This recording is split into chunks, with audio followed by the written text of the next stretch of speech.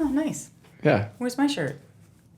You didn't ask me for Oh, I need to ask. Is that what you do? So on here we people's go. birthdays, do you say, It will. hey, I didn't get you a gift. Well, you didn't ask for one. That's okay. Spun it. You won that one. it. Well played. Yeah, Spun one it. for me. Tango 1 at the top, we're at Pablo Pickle. 10-4, Tango 1, you have control. Tango 1 copy. Stand by. Stand by. Integrity, passion, resilience. That's what this place was built on. That's what our community is founded on. Don't act like the example, just be the example. This is the home of the greatest fitness community in the world. We're trying to create strong, able bodies, resilient to injury with a gas tank to get shit done. If there's one thing from this podcast, it's about taking immediate action. Find the problem, fix the problem. This is your opportunity. It's either a hell yes or a fuck no. It's that simple. You're ruining the Tango 1 podcast. Now is the time to take action. Now's the time to do more and be more. Okay, you're up. Well played. All right, let's go. Welcome to the Tango 1 podcast. I'm Tony Smith, retired cop, team leader. I'm the owner of the Garage Gym and Tango 1 Solutions, joined by my friend, my co-host, fireman and amateur stuntman, Casey Wright. Our mission is to challenge you and to guide you to create an immediate action plan against your problems and weaknesses. Simply put, we want you to do more and be more. Pretty pumped today to have my charity workers, what do you even call that, co-philanthropists here with me as we talk about the CREWS N BREWS event we got coming up. I got Houida she's the executive director of the Windsor Cancer Foundation, and Greg, the co-owner of Morton Industrial and of GL Heritage Brewing Company. As you can see, all the beers he has brought in for us, and we'll see how many we can get through in this episode. I'm relying on you to get these beers down before the end of this podcast. That's the challenge. Challenge accepted. So in this episode, we want to talk about the CREWS N BREWS event. We want to talk about how this thing has come about. We want to talk about the WCCF and what you guys are doing there to help everybody in this community, as Windsor's a community that is full of cancer, right? So let's just go right there. Can we back up a second? Let's do this. I'd like to talk. I have a Okay. question about the Greg's taking over. The intro. Go. What's this amateur stuntman thing? I don't know where it came from. Okay. I just did a flip once, and Tony thought it was interesting. That's all it So did. now- Now it's stuck with my title. Did for a all flip. time. He's humble about this. Did a flip. Like, have you seen the hot dog? What is it called? It used to be called hot dog when we were kids. And people ski like psychos. Yeah. That's what he does. He's like flips like, and then lands on his I've skis. seen Go some with videos. it. Go with it, because on. it's cool to Yeah, say, just- stuntman. Accept it. I've seen some Like I video would. and I love it. Yeah, I I love would. it. So I just didn't know if it was something in the works as an actual profession or if Yeah, you it's just... a side profession I'm doing. He's Yeah, jumped out of helicopters. He swings. He's the I only would guy who's just ever go made with the it. jump on the rig from the one bar to the last bar. Okay. He's an amateur stuntman. You did this once? What's that? You've done a stunt once. No, I could. I You've done feel it more like you times? don't do that one time. I think you got to do that a lot of times the wrong way, and then Yeah. Okay. Tells you how much I know. Thank you. Clearly, I haven't done a lot. Thank I you used to for the... compete when I was younger. I did freestyle competitions when I was a kid Sweet. with skiing, and then it just grew into. And now that I'm older, and you just go on a ski trip with friends, and they're like stumbling to get down the hill, you're Yes. just like, oh, watch. Yeah. Yeah. It's a good party trick now. Awesome. Thank you for that. Out of curiosity, what's the craziest thing you've done On skis or just in general? I don't know. Stunt. Lots of. I don't know. Nothing that you listen to episode 5 when he was attacked by a wolf. I heard that. I haven't listened to Yeah. it. But Another one. Yeah, listen to that episode. It's an insane story. Wow. Okay. So me putting out a grease fire at home is not that exciting Yeah. anymore. So After the episode, he'll show you the scar on his butt, the wolf teeth. that's cool. That's cool. You're a hero. Sorry. Survived. Not that day. Survivor. Survivor. All right, so tell us about the Windsor Cancer Center Foundation. There's so much to say. I mean, it's a not-for-profit organization that was established back in 1996. It was a group of volunteers who decided to do this. A couple of them had been diagnosed with cancer themselves and were going through treatment, and then decided, let's support our local cancer center. And so they formulated a group, and it was really like just a group of friends that just thought, we'll just donate, and if they need any equipment, we'll get some. And they didn't realize how much of a need it was, and so they decided to form an actual registered charity. When was that? This was when? Back Yeah. in 1996. In 96. Oh, sorry, you said that. Yeah. Wow. So, and then it just, it ballooned into something more than they had anticipated, because it really was just a group, the circle of friends. is what they called themselves at the time. It was just a circle of friends who just wanted to do something that was meaningful for people in our community who've been diagnosed with cancer. And then it ended up blossoming into what it is now. And over $30 million is what we've raised to date. It's amazing. So, and that's because of people like you too. Like, it's people in our community who see the need to raise some funds so that we make sure we have state-of-the-art equipment here and the best care here and the best treatment here, rather than getting on the 401 and having to drive, somewhere 2, 3, 4 hours away. And especially when you've been given a diagnosis of cancer, right? I mean, the last thing you want to do is on top of it. Now I've got to drive down the 401. I got to go to a hotel, stay in a hotel to go get my treatment elsewhere. Now you find that comfort surrounded by your friends and your family here.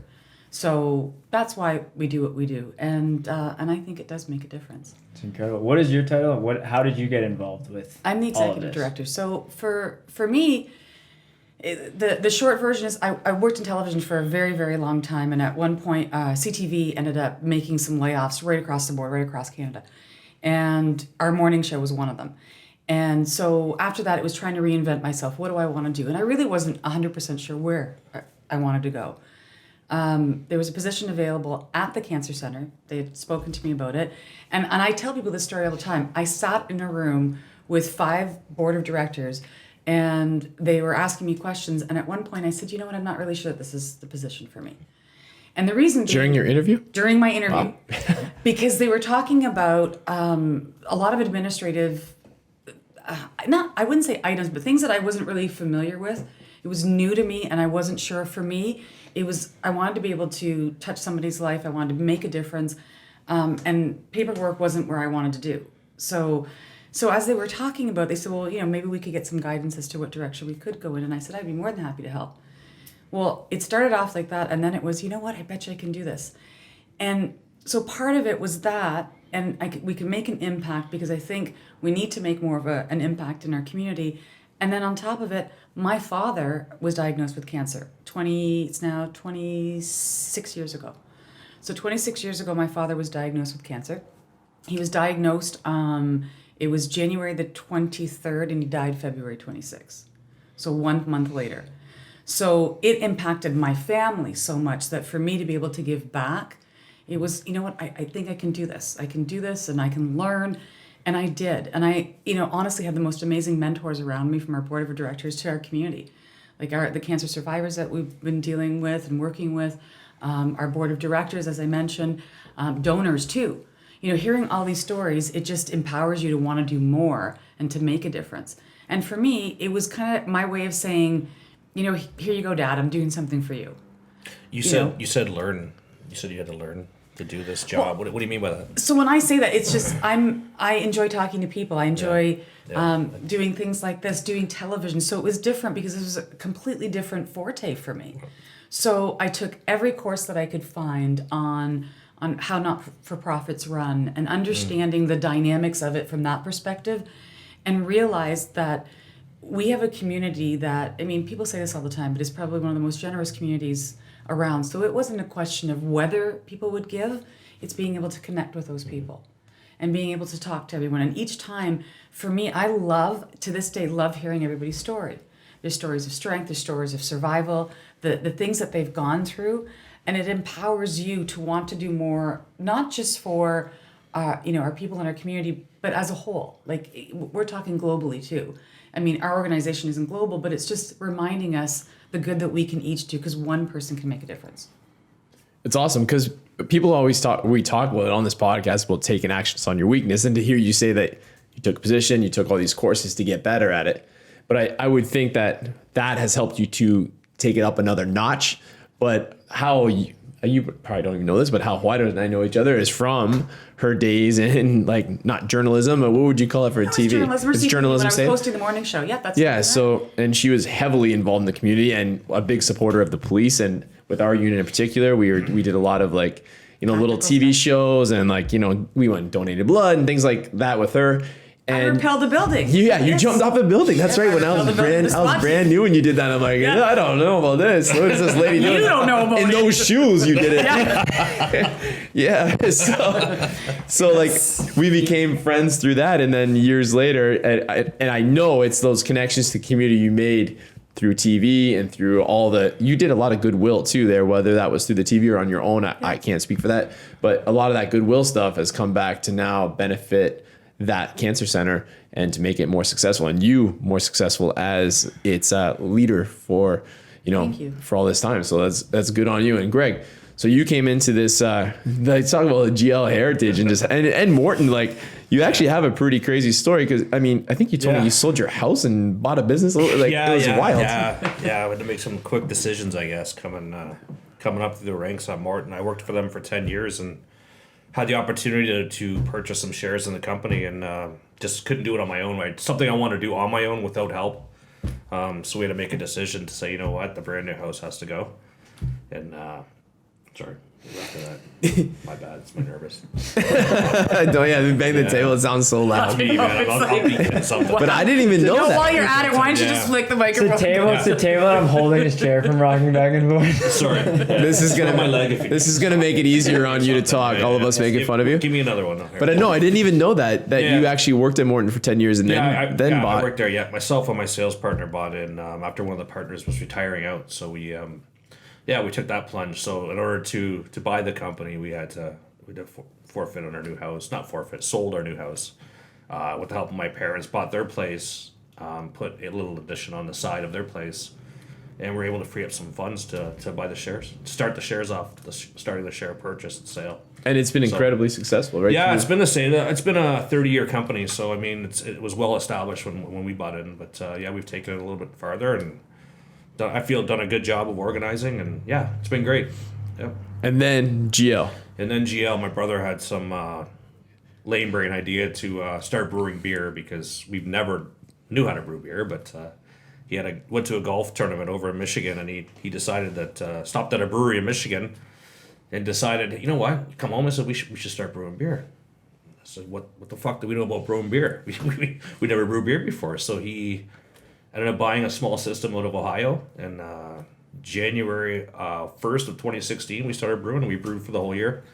Every Friday night, created 3 of these recipes that are sitting in front of us now, and started talking about the land. Not this one. Yeah, not that one. Yeah. To be clear. The land that we owned around us, and we thought with Wolfhead opening up down the road and GL next, and the wineries past, we thought, you know what, we're right on the road, so let's give it a whirl. So did brewing beer start as like a hobby, just to brew it for like you guys to drink, or did it come up as an idea like let's start a brewery to sell? It was our personal addictions to alcohol. We really couldn't afford to buy it anymore, so I'm just kidding.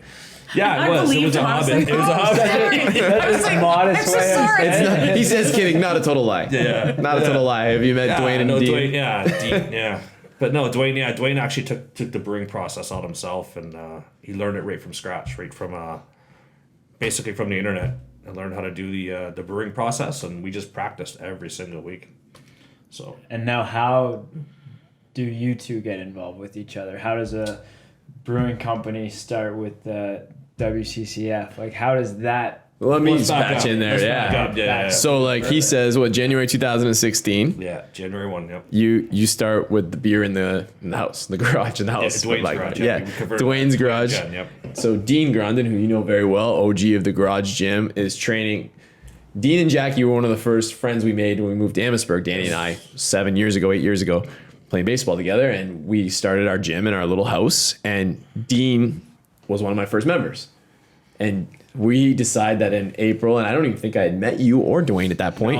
No, Jackie was trying to push me on you somehow. So January 2000 and whatever, December 2015, we opened the Garage Gym in this actual building. Yeah. So we had been through our 2 houses and now try to make the big step into here. And we're going to run our first charity event. First of many charity events that we've now run. But our first one, we had about 40 members. And we run an event for the Special Olympics, a roll-a-thon, which is how this has all come about. And Dean says, hey, my brothers are brewing beer. You want it for the roll-a-thon? Like for the roll-a-thon for Special Olympics? I'm like, yeah, okay. And so they bring their beer and everybody's like, they donate to the event. And we finish the row and everybody's like, this is really good. This is really good. And then they start donating to the next event and like, throw a case here or there for us to kind of taste test. Yeah. Really like in a, I guess a cheap way of taste testing is to pass it around the community, and that's what we did, and we kept giving them feedback, and then one thing leads to another. These guys open up out of their garage just as we started, and we've just been kind of partner businesses ever since. Yeah. And then 2017 rolls around. Yeah. Tough year for the Grondin family. Yeah. 17 rolls around with it was a roller coaster. Actually, it was a very big high. I had hit a weight in my personal life that I needed to do something. Actually, when I first met Tony, Jackie kept pushing on me, saying, "Hey, you got to get to the gym. You got to come meet Tony. You got to come. You're gonna love him. You can love him." I said, "He's a cop." I said, "I don't know." You know those cops. Yeah, that's how the whole of Amherstburg. No, there's no cops, there's no trouble, but yet everybody's sketchy on the cops. You know what? Okay, so she drugged me in after one long weekend. I came to the gym, walked in that day, and that's kind of been it. I mean, we kind of solidified our friendship from there, and then Tony and I kind of always hit it off, I guess, in a different way than most. Just with our businesses and the what do you want to call it? Help me out here. Oh, we were helping each other grow, I guess, in a lot of ways. And our customers, both in the same really like the Garage Gym Army and the GL Army are the same army. Like it's the same people feeding both businesses. Yeah. Which is so funny, beer and fitness, but like they do go hand in hand. That's kind of how we live here. Yeah. And it just started to grow. And then 2017, you got, some real bad news, and I had become close with the Grondin family, and we'd been there for the growth of their business. Spent a lot of time at GL Heritage and hanging out with Greg's dad at the end of the bar, because usually, especially when you first opened, it was just me and him there on those closed hours. We got as the best you guys picture. were brewing. We got the best picture of my dad. We found a picture of him. Somebody snapped a picture of him. He goes over to the big vats. And he had his water bottle halfway through the day, and he'd open the tap on the vat, right, and just pour right out of the vat into his water bottle, cap it off, and he'd go back to work outside, cut grass, whatever you do, work up dirt for no reason, stuff he loved to do. So we noticed he was getting skinny. Had some concerns about that, but he said no way. He said no, we're gonna wait till I go to the doctor for the grand opening, and then we're gonna figure it out from there. So yeah, I'll take it from there. That's tough for you to talk about, I know.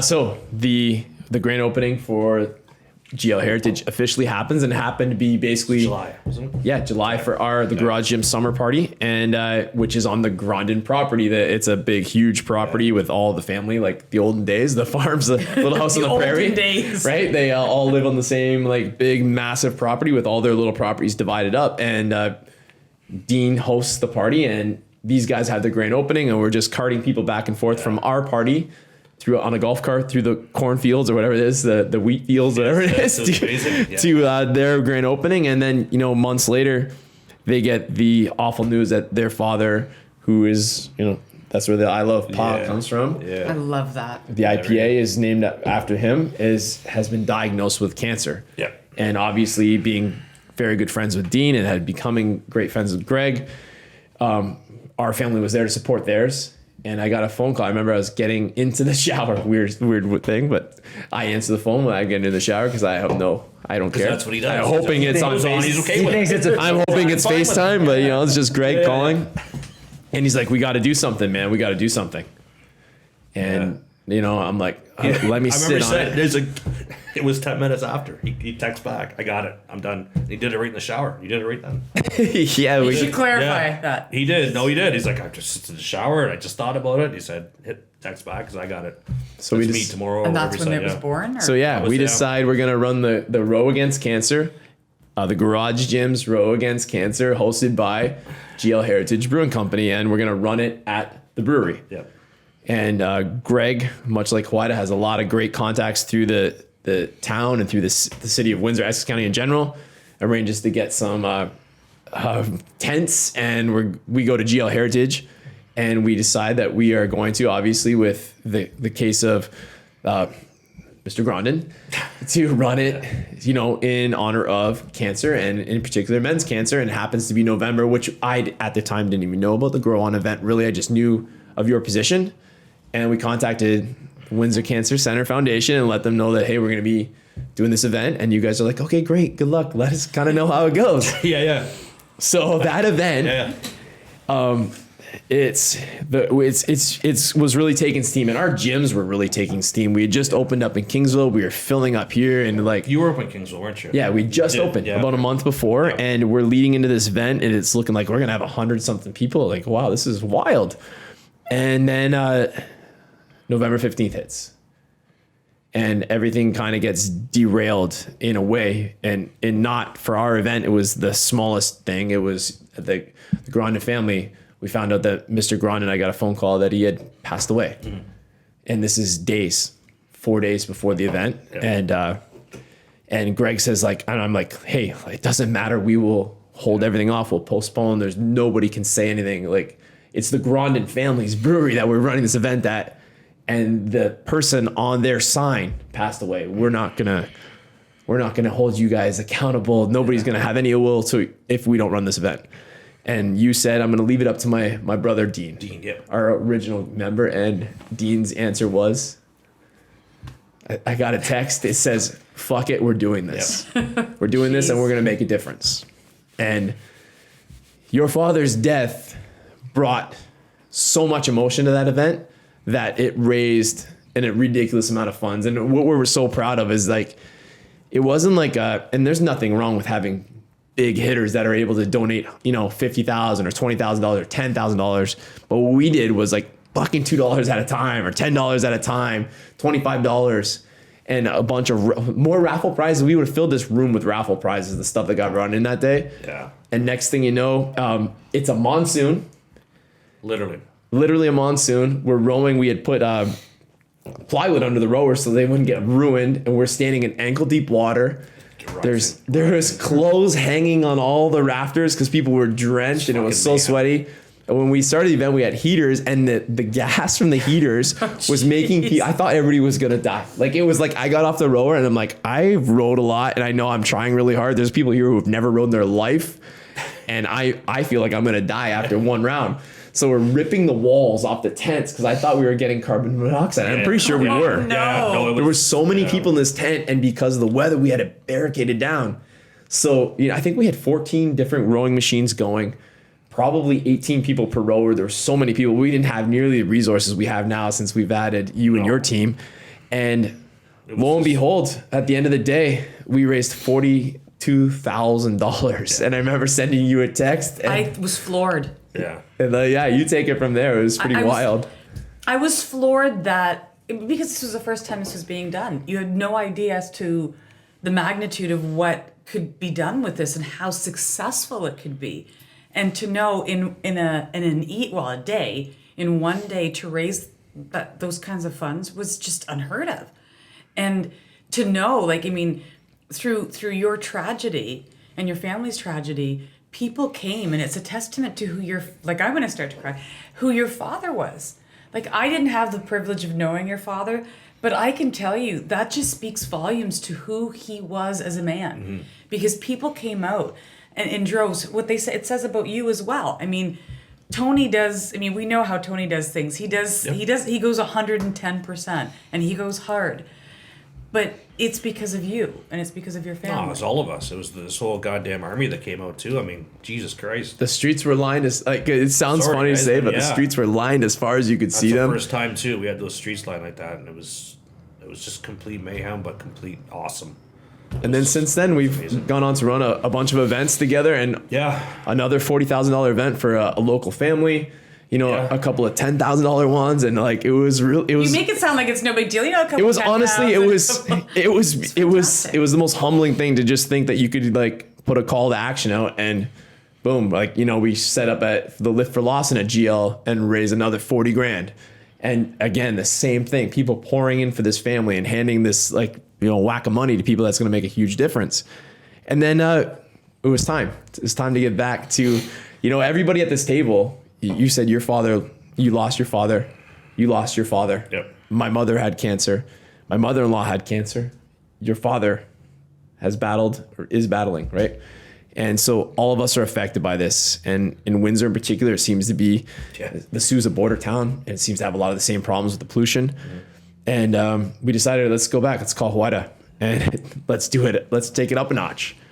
And I don't even remember how that came about, really, but I do. Go. I remember it just because we went to across the border to the Grand Prix, and we were talking about doing this again. And no, because we did it once before. No, that's right. This is the second time, so that's what it was. yeah, it was We the Grand Prix. You're right. went to the I forgot Grand actually Prix. about this. So that was a fun day. And, Fun day. A lot of walking. I know. Side note, but And we did, and we went to the Grand Prix together. And while we were there, I think I got casually brought it up and said, it'd be really good to do it again. And Tony was like, I don't know how this and that going on, and you were kind of not sure. You It was just have to casual. plant the seed with Tony. You don't have to say anything else. You just say, Tony. But the best part, we rode together, Just and walk then away. all of us. That's exactly what. So Yeah, I walked just walk away, thought the conversation was done. We're driving back to Windsor, and out of nowhere, Tony's in the car, and he's like, "I got this. We're gonna do it." Yeah. So I got this all planned out, and we're not even having the conversation anymore. That was like an hour ago, and he said, "We're gonna do this, and we're gonna do something big. It's gonna be huge, and I've got these ideas." And Tony's mind just goes, and he's always thinking about ways that improve our community too and empower people. And I think it wasn't just about raising the funds, it was leaving a mark too, getting others to do that, because we all lead by example, right? So if I do something really well and somebody sees that, right, I'm inciting that same kind of behavior. And CREWS N BREWS was born, and for those who got to see it, you saw it.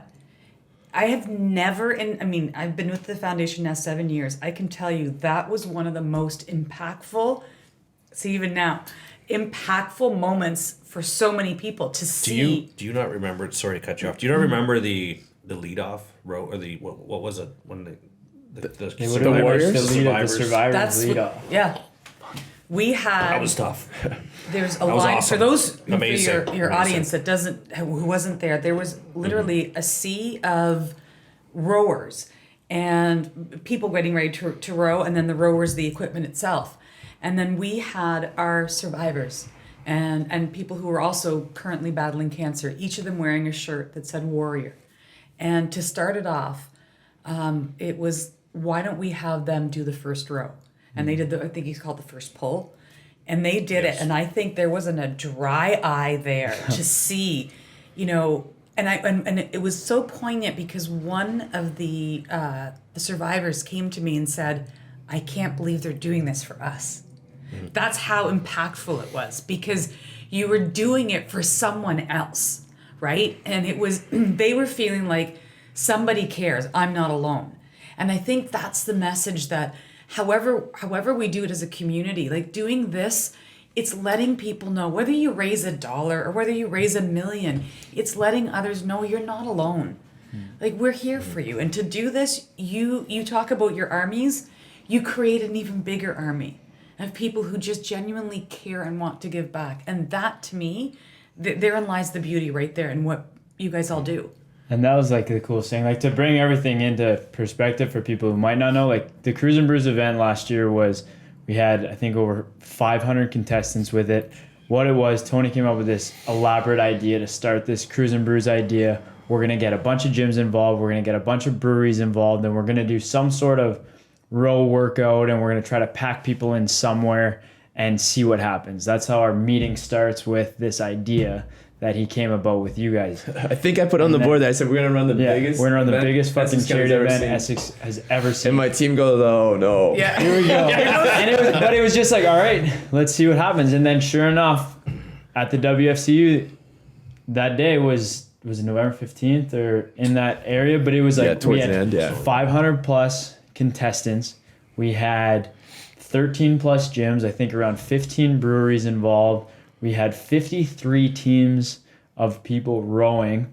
It was just set up. We're going to do a 2-hour row.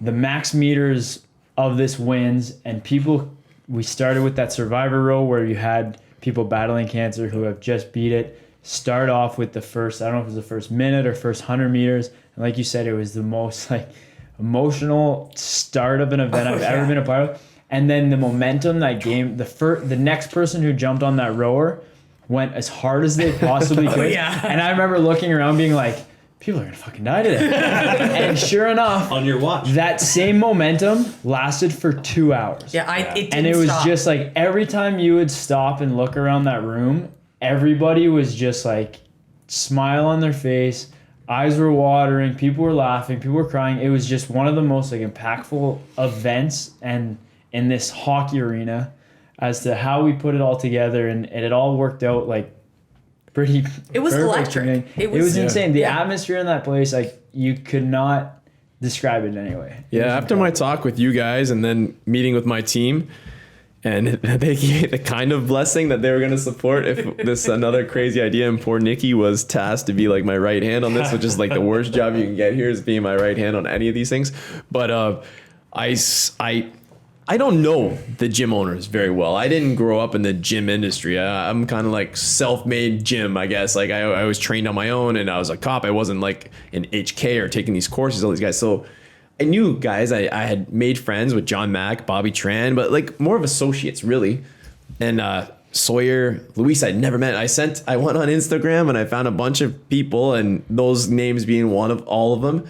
And some more, and I started messaging, and I'm like, I don't know, like I presented this great plan, but like really it hinged on, will these people be willing to work with their competition, really? Like, because we all are kind of competition, whether we're in different neighborhoods and do different things, whatever, we all still are looking for the same customer.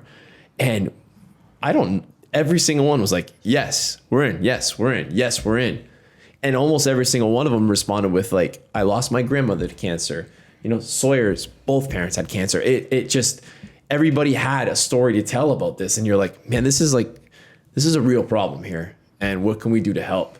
And I know like one of the things that really stemmed us was listening to Jeff Casey speak at the Grow Jeff, On absolutely. kickoff event. And we got to meet him for sure. you know, Great and guy. meeting Super some guy. of those older gentlemen that we sat with, because we didn't know anybody there. Everybody knew each other at that event, and we didn't know anybody. We sat with some older gentlemen who told us how they had beaten cancer, and Yeah, from the prostate support. and yeah. you're like, oh man, like this guy reminds me of Greg's dad. Like you're like, Yeah. we got to get back involved here, and that's kind of what led to all of this. And it truly was. And I remember you being relatively new to the gym, and after that speech, you jumped on me. You're like, we're doing something special here. And you're like, yeah, hell yeah, just we planning are. up for it. I think we organized. Like I remember driving the week before, house to house from our members and people from all over the community, trying to find rowers. Because we were contacting people who have their own personal rowers. Our gym had like so many, but now we have 53 teams. So we need 53 at least rowers plus spares in case they break, because some of them are going to break. So I'm driving around Essex, driving around Amherstburg, Windsor, all these areas picking up rowers. We ended up getting a giant trailer to put them all in, plus all these other gyms that are bringing things in, and just trying to organize the logistics of this. That was kind of part of my task, is the on-floor logistics as to where people are going to go, how people are spaced up. I remember filling up sandbags. It was snowing outside, and I'm like filling up sandbags from like a local area, being like, oh, you can't buy them. the side of the Like, just road, you don't- mean? Pretty much. Just like trying to find as much as we can do. And then He's at Holiday it was Beach. just, it's just funny because then you get in there and you see another gym roll in, and they got their handful of sandbags that they did the same thing. And just like, but the way everyone came together on this day, like the coolest part when Tony talks about adding these other gyms to it was like, you are in a way like you're competing against each other in a business sense, right? But as soon as it was like, we're doing this for charity, and the impact we can make together as a collective group and of all these businesses is going to be so much greater. And for every gym involved to just like, not even, it probably didn't even cross the mind, the idea of business competition. It was just like, we're in. What can we do? What can we do to help? How do we get into it? And then as soon as that happened and it started expanding, like again, like Tony talks about Nikki's eyes just widening with like, okay, instead of 5 gyms, we're going to have 8 now. Actually, you know what? Now there's 15 gyms involved. And it's just like, as it expands, it was just like, it was fun, but also a lot that went into it. But the impact that this whole thing made, and what was the final total? Like I think over $120,000 raised for this. Over $125,000. And it was raised just like, in a couple of hours. Well, I mean, you did it over a course of time, but that's when we were able to announce it. Is that day, and it still boggles my mind. And don't forget like, the breweries stepping up. That's what I was gonna say. I come from my industry prior to the brewing industry is a very cutthroat industry, and we're not used to working together with competition. And to sit in these meetings, not a lot of people see behind the scenes what happens behind the scenes when you try and coordinate 20 gyms, 12 breweries, marketing, advertising, you name it. And this, I'm just flabbergasted on the how everybody comes together, and they just, Tony leads the way with and we set a plan up, and everybody just follows.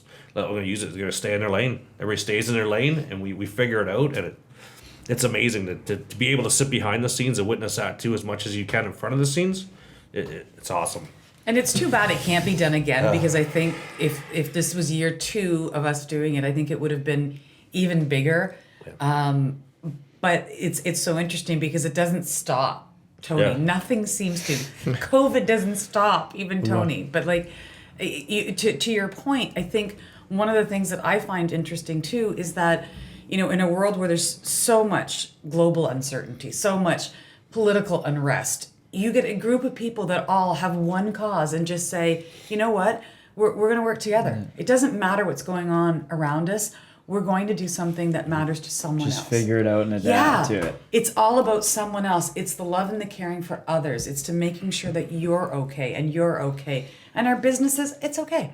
We're doing this for somebody who needs us. And so that's where this year comes in, and I know the ideas are getting thrown around and plans are being made, and it's last year what we did was incredible, and we're able to pack thousands of people into a stadium and a building and doing that stuff. And with everything going on now, obviously, you're limited with people in spaces. So how do you build upon this idea? How do you get further with it? What's the next step? How can we make this thing bigger and as exciting as we did in that room? What's next for this? Well, we learned that the gyms and the breweries can still work together. We did it for the CMHA, and the gyms came together, and I don't know how many gyms, more gyms jumped on, and it went from the Garage Gym Army to now what we're calling the Great Army.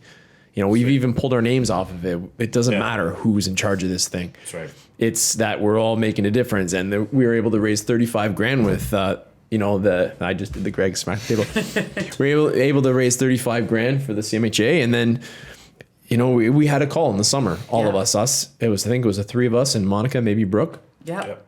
Monica and Brooke from WCCF, who worked their asses off too for these events, and definitely worked their asses off. In particular, Monica, who was with us in the last one, she has a lot of shitty jobs, and she does them amazing. But that's besides the point. Is that, and poor Lauren too. And Lauren too. Lauren's unreal, and we're gonna get into everybody I hope today that's really contributing huge. But we had a call. I remember sitting outside. It's 90 degrees out, and it's still, the pandemic's still going. My gym is still closed. And basically, you guys are being soft about it. But the question was, are we still going to run this thing? And I think my question to you was, are people still getting cancer? And you're like, yeah, well, then we're still fucking going.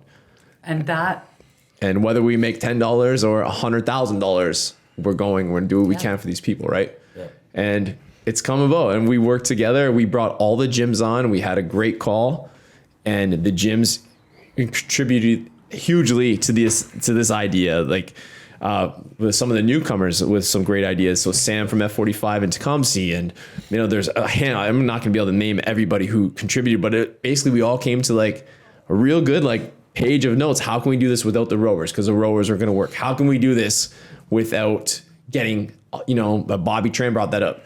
The environment. We had so many people together. How can we do this? And the answer was, last time we actually had too many people for that one place. So now maybe we can make it, maybe we can make it better in another way. And that's where this kind of, and then you guys came up basically with the, it was so many people bringing together. It was not me who made this idea this year. There's no way. I just kind of finished touch to it. You have to have a start point, right? And I think it was Brooke and you that came up with this great idea for some burpees. And that's how it started though. But you have to, honestly, and I appreciate that you're pointing that out, but it really is a collective mindset. It's everybody sitting in a room and someone throws out an idea that might seem ridiculous, but it's something else stems from it. And it's, hey, what about this? Because the biggest challenge we all had was, like you said, to have that dynamic that day. How are we going to be able to create that? And then on top of it, now we've got all these restrictions. And we don't even know from day to day if it's going to change or not. what can we do so that in the event that we are restricted from being in a room together, what can we do? And it was throwing out ideas, and then and more ideas keep coming from it. And I think we're even at more gyms than we were before. Oh my God. So let's just get this event right out there. By now, by the time this thing broadcasts, we will have been marketing. Yeah. Let's give a shout out to people who deserve shout outs. Jen from GL Heritage. She's amazing at what she's doing, and she's putting together marketing for this whole thing. Yeah, I don't think people really know. Like I said before, people don't really know what goes on behind the scenes, and she's hours and hours of countless putting the puzzles together behind the scenes, and that's huge. And Riley's been building the websites, and Lauren's been building websites for the donations, because there are 23, and hopefully by the time this thing gets broadcast, 25 or 26 gyms that have jumped on board. Wow. So the Great Army is gyms. like, That's not even the teams, right? that's just the gyms. That's the gyms. And that's just gyms organizations. There's 8 or 10 breweries already committed. There'll be more, yeah. And there'll I mean, definitely so be more far, by the time this broadcasts, because it's just getting out there. Absolutely. So what is going to be happening is 2020 has been a kick in the face, but it's also been an opportunity, and we're going to take advantage of the opportunity. And then we're going to go 20 for 20. So CREWS N BREWS, we would love to keep the rowers, but we can't. We've been doing that for so long, but we got to let it go and move on to something else and develop and kick this thing back. So 20 for 20 from CREWS N BREWS is going to be $20 donation at November 15th at 2:20 p.m. We're all going to do all these places, and we'll get into that a little bit, are going to do 20 minutes of burpees straight.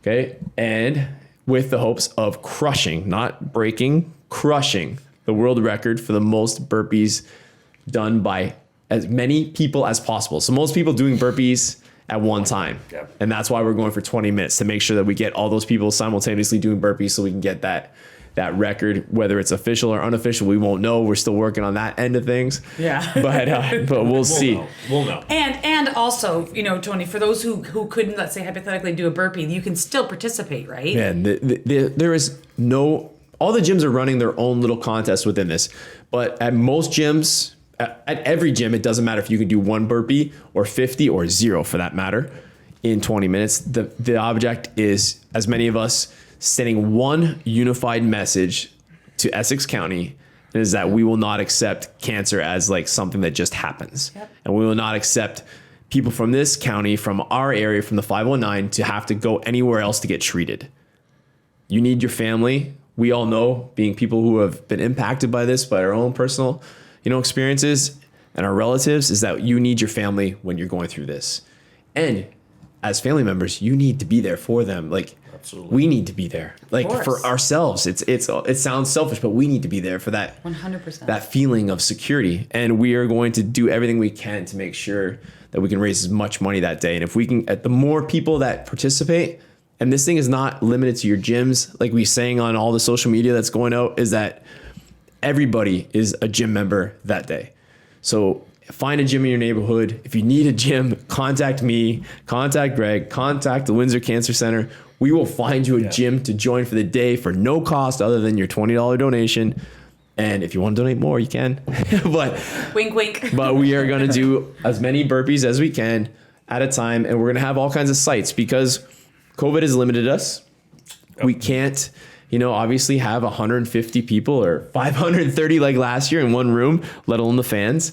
So we're going to have all kinds of offsites. So that's where the breweries are going to come into play. So the garage gym, for example, if I have 150 people probably doing these burpees, hopefully 250 if they bring their family and friends.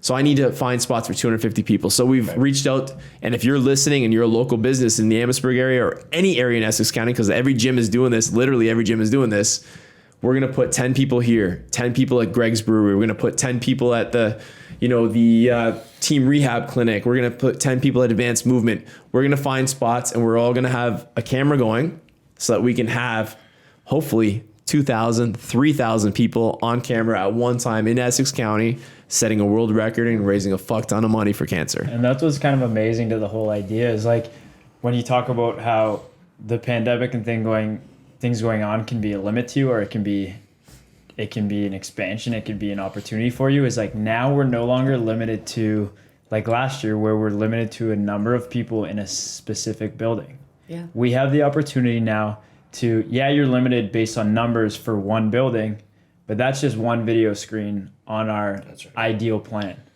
We have unlimited screens now. We can hit so many more buildings. We can hit so many more people. And with that, we can hit such a bigger impact to the cause at hand. And like the idea that it can reach outside of a single building now, I think just really doesn't put a cap on what we can do now. And I think that's what's so exciting about this idea and how many people are being involved is because this can now grow so much more than what we kind of thought, especially even like with last year with some of these ideas. Is like we have the opportunity now to go so much further and with so much more people and hopefully so much more donation and all this stuff to really make the biggest impact we really can. It does, and what you guys do makes a difference, and what our community is doing. To hear how many gyms you've already got on board, how many breweries are already on board, and the people that are involved in it.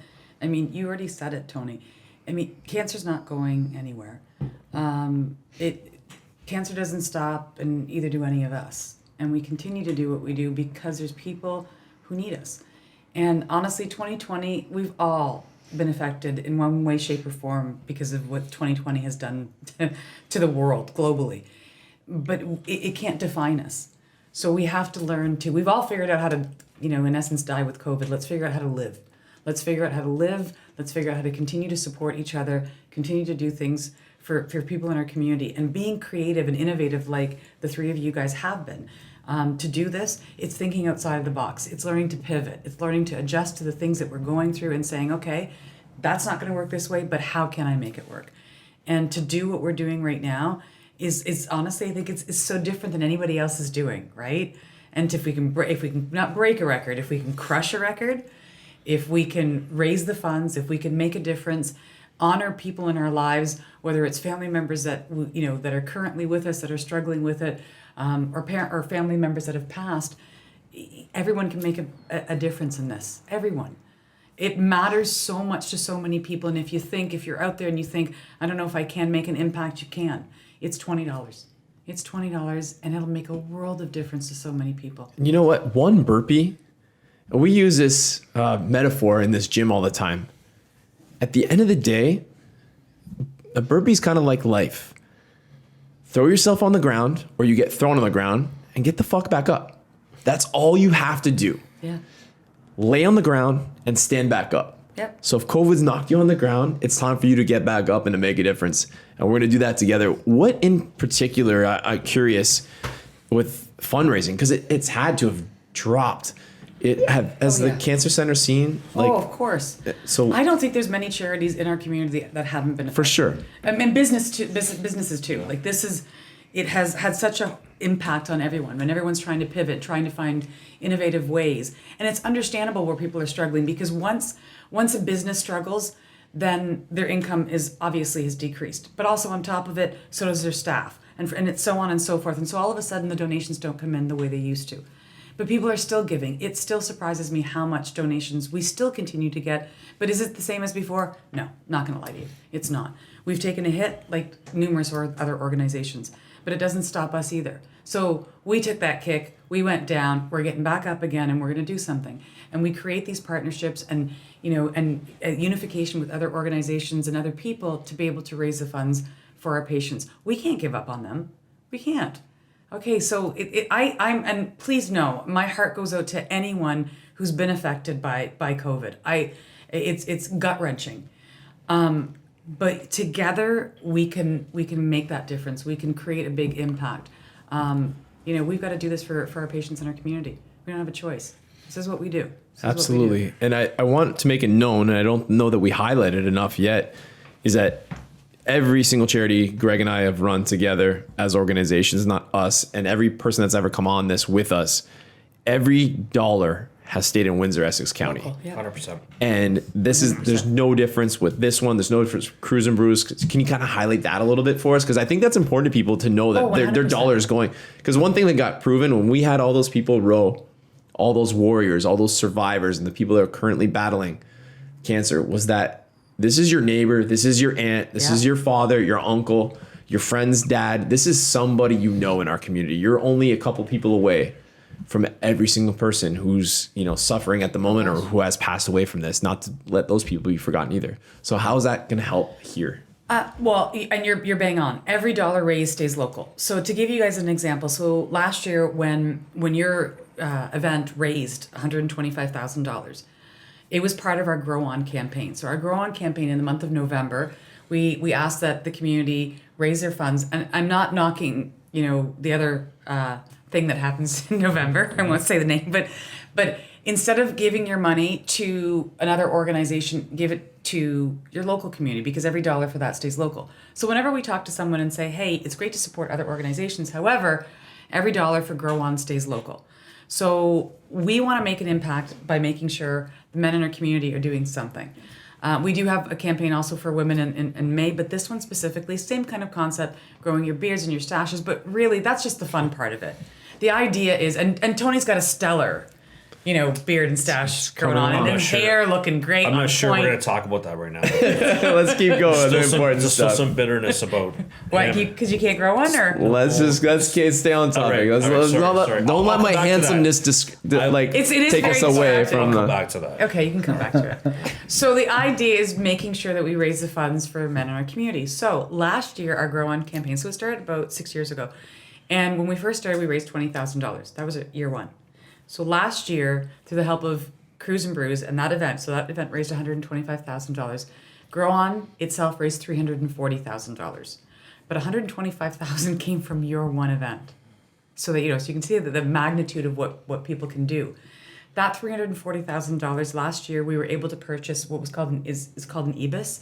So it's a device that. Excuse me, all of a sudden I'm choking. It's a device that helps detect and diagnose lung cancer. So that item is $330,000. We just covered the cost. So, Wow, amazing. so being able to do that, that's what we want to do, so that someone, again, you're not heading down the 401. In that particular instance, we had an EBIS here, but the problem was it was on its last legs. So it's way past its life expectancy. It needed to be replaced. And thanks to CREWS N BREWS and the people in our community who donate also for Grow On, we were able to do that. So keeping those dollars local, continuing to do that makes a difference, so that when your uncle, your father, or your next door neighbor is being treated at the cancer center, that the equipment and the things that were purchased here because of you. Yeah, and we've heard stories. So the story of I don't want to confuse who said what.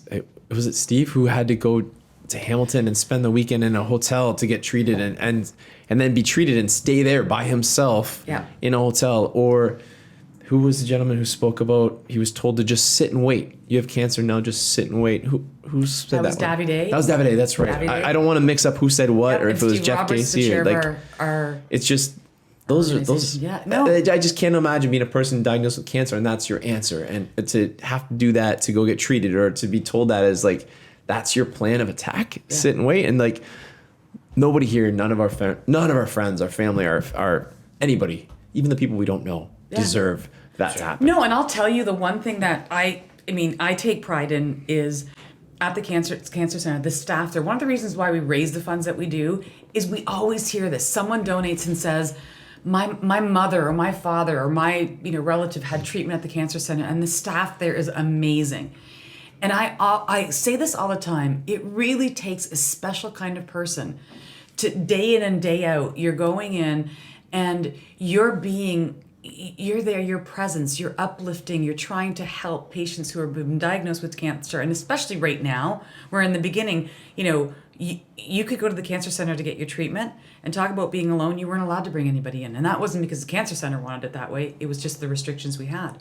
So now, unifying, this army that we've got, and being able to make this difference by saying, hey, we've got your back. We're going to raise the funds. You don't have to go down the 401 to go anywhere. You don't get to be told that you have to wait. That's what you end up ultimately doing by doing this. I have to say this because I know I've thanked you guys before, and I say it again. I'm in awe of what you do, because you don't have to do what you do. You don't. You can go on your merry way and not have to do anything, and you don't. You do it for your father, you do it for your mom or your mother-in-law, you do it for your dad, your cousins and uncles, because they matter to you, but we all become one big family with one big purpose.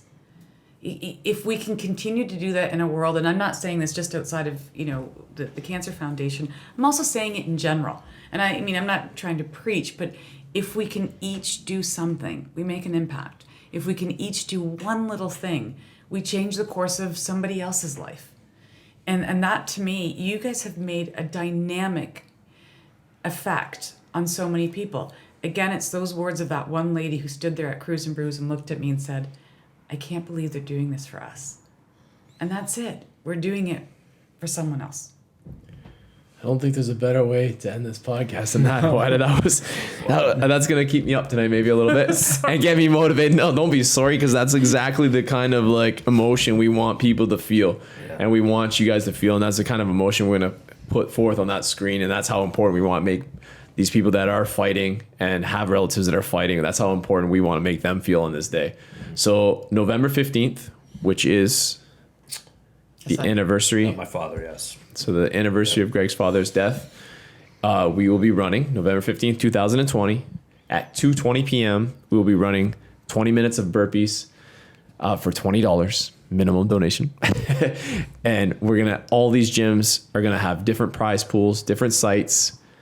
If you want to get a hold of us or find a list of those gyms or in breweries, I can't possibly name them all right now, or you wouldn't catch them all. Please go to thegaragegym.net, look in the toolbar. You'll see the 20 for 20 there. Click on it. I don't care if you come to our gym. I don't care if you go to another gym. All this money is going to one spot, and we're all doing this together. Click any gym. To make it easy, everything's going to be in the bottom as well, like in the listing. If you're watching on YouTube, if you're listening to it on any platform, it's all going to be nice and easy at the bottom, available to you. Just click on the tab, and then get involved. Nice. If you have a small business, this is about you. It's about you. It's about us. We want you to get involved. If you need to find somebody to support, I will hook you up. You can email me directly. My thing is in the Instagram. It's in everywhere. You can find me easily. I'll set you up with another gym that you can support in any way. Or if you have a gym owner or a gym in your neighborhood, just call them and they will be happy to work with you. Oh, the only thing I was going to say is I don't know if we touched base on it or not. The Zoom. That we are hoping to. Right. Let's talk about So Zoom. This whole thing. I think we might hit it slightly, but it doesn't matter. Let's go over this again. This whole thing is going to be broadcast on Zoom. We will have every single location will have their own camera. At this point, we don't know how many that will be, but I'm hoping it's going to be 50, 75, 100 of these different locations. And let's just talk about graciously donated by, Jim Scott from Ground Effects. The guy I met him 25 years ago, and he's the most generous person I've ever met, and he still is. And thank you for guys like him who do, dig deep to help all the time. But yeah, everybody will be able to watch us on Zoom, and we're hoping that even if you're not participating, and you'll be able to watch us on Zoom for hopefully a small donation. And we're going to work that out. By the time this thing broadcasts, that'll probably be up on the website too, and the FAQ that you'll be able to easily access through the show notes that Casey was referencing. I am just super proud to be involved in any part of this, and with people like you who make us all better. Yeah, of course. Can I tell one more funny story? Fucking right, you can. Yeah, man. We need to actually lighten the load, man. I got tears in my eyes this whole episode. I know. I love it. This is one of my favorite stories. So we get to the. Who does it have to do with first? Okay, of course. I just want to make sure. I'm not letting him off easy. We get to the Windsor Club to accept our first trophy, and we're walking up to the front door, and we're pumped up together, and we get our jackets on, and we're all spiffed up, and we walk in. There's a picture of the girl on guy. Oh, I know. Tony immediately, his brakes go on. He's like, oh, Tony. It doesn't say too much. It doesn't say it loud, right? He just says it. Huh. He looks up, says, huh. Wonder where he's from. Yeah. So this has been his mission for the last 2 years. To be our poster guy. So if you guys haven't seen Tony, Tony's got a beautiful beard right now. He's growing his hair out. I don't know what he's doing it for, but I think the gentlemen who have beaten this thing are way more deserving than me for this, for the record. But I am growing a beard in case I get in these pictures. It was amazing. Hey, listen. Maybe we can put a challenge out there. You reach a certain point. If we reach over, because I know, can I talk about the goal that you just thought during that text message you had said to me what you thought you could do? Sure. So what I'll do is this. So if Tony was saying to me out of the blue one day, he sends me a text message, and that's how great Tony is, that you just get a one word and you're like, where? I'm not sure. Yeah. So he sends a text message and it says 50K. I think I responded to, it doesn't cost that much to do Zoom, because we were talking about Zoom earlier. Yeah. And he's like, no, that's what our goal is going to be. I think we could do 50K. So you know what? If we do more than 50K, then Tony, we can look at Tony being our poster guy. Oh, really? Wow. For a week. For a The week. guy for a day. Thanks, Casey. For a I'll have week. a mustache by then. If you get to 100, okay, well then maybe we could do that for a month. Priceless. It was priceless when we walked by this guy. He just stopped at his tracks. He looks up and he goes, huh. He kept walking in. Who's this guy? And I think he came up to me afterwards, after everything was all done, and he's like, "So who's that guy?" But you do have, honestly, it's a stellar, it's a whole stellar look. Thank you. Stellar look. The Windsor Club's a nice place. I remember, hey, when those guys offer to buy drinks, you take two. That's what I remember. That's right. That's right. Thanks All right, for guys. having us, Yeah. guys. Thank you guys all for Guys. coming on. Cheers, and let's make some money for a great cause. Thanks for having us. Cheers. Cheers to your dad. Me and my water. Cheers.